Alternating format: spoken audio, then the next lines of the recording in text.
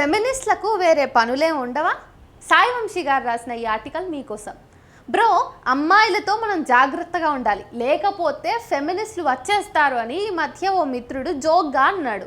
నేను ఫెమినిస్ట్నేనన్నా, ఫెమినిజం అనేది ఆడవాళ్లకు మాత్రమే సంబంధించిన విషయం కాదు, అది సమానత్వాన్ని ప్రతిపాదించే విషయం.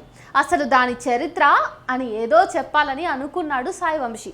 కానీ వెంకీ సినిమాలో ధర్మవరపులాగా నువ్వు ఇదంతా చెప్పేదాకా వాడు ఉంటాడా, ఇవన్నీ తెలిస్తే వాడు కూడా ఫెమినిస్టే అవుతాడు అని అనుకుని ఊరుకున్నారు.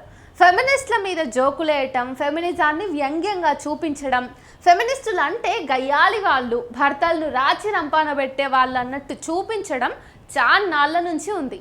అది ఇంకా ఇంకా కంటిన్యూ అవుతూనే ఉంది. ఇప్పుడు నయా ట్రెండ్ ఏంటంటే, ఏదైనా జరిగితే ఫెమినిస్టులు వస్తారు జాగ్రత్త, ఫెమినిస్టులు ఇంకా రాలేదేంటి అనడం.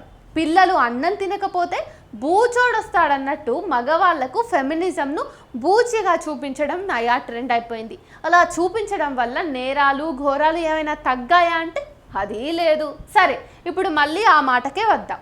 అమ్మాయిలతో మనం జాగ్రత్తగా ఉండాలి, లేకపోతే ఫెమినిస్టులు వచ్చేస్తారు అంట. హబా, అలాగా? మరి పోలీసులు ఏం చేస్తున్నట్టు? కోర్టులు ఎందుకున్నట్టు?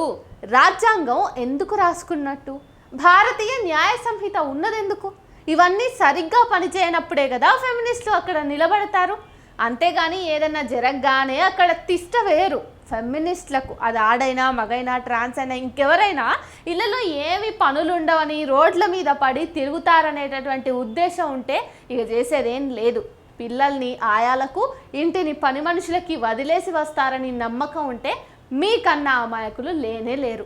ఫెమినిస్టులు అంటే ఫలానా XYZ అక్క మాత్రమే అనుకుంటే పప్పులో కాలేసినట్టే. మనమంతా ఫెమినిస్టులమే. ఒక కులం వాడికి అన్యాయం జరిగితే ఆ కుల సంఘాలు రావడంతో అభ్యంతరం లేదు.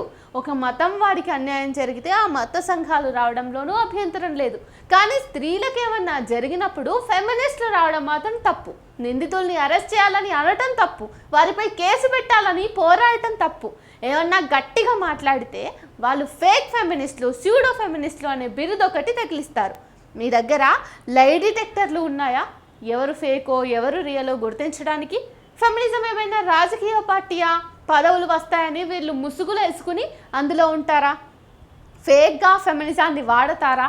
ప్రతి మంచి వెనుక కొంత చెడు ఉండే ఉంటుంది, కానీ అలా చేసిన వాళ్ళ సంఖ్య ఎంత లెక్కలు తీయండి. కాబట్టి బాబులారా, మీ ఊహలు కాస్త కట్టి పెట్టండి. అదేదో సినిమాలో అబ్బాయిపై అమ్మాయి రేప్ అటెంప్ట్ చేసిన ఫెమినిస్టులు ఆడవాళ్ళకే సపోర్ట్గా నిలబెడతారనే ఊహలేమన్నా ఉంటే వాటిని కాస్త దూరం పెట్టండి. ఫెమినిస్టులు మతవాదుల్లాగా చట్టాలను చేతుల్లోకి తీసుకుని ఊగిపోరు. అలా ఊగిపోయేవారు ఫెమినిస్టులు కాదు, వాళ్ళు చట్టపరమైన న్యాయాన్ని కోరుతారు. స్త్రీలు నిందితులుగా ఉన్న కేసుల్లో ఫెమినిస్టులు వారి తరఫున ఏనాడు పోరాడలేదు.